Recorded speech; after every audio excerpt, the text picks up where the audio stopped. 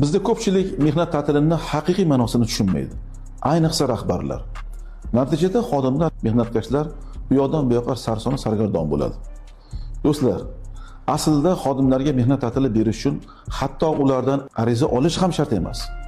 Arizani olib, xodimni u yoqdan bu yoqqa sarson qilib, uni imzosini qo'ydirish, buni imzosini qo'ydirish, bularning hammasi ortiqcha ish.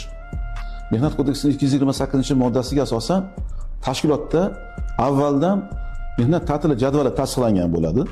Har bitta xodimni ta'til berish navbati belgilangan bo'ladi. Masalan, ma'lum bir oy hamda ma'lum bir kunlarda.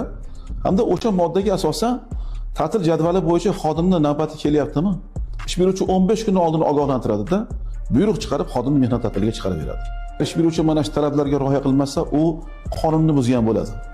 Hamda ma'muriy javobgarlik to'g'risida kodeksning 49-moddasiga asosan ba'zi hisoblash miqdorini 10 baravarigacha ma'muriy jarimaga tortilishi mumkin.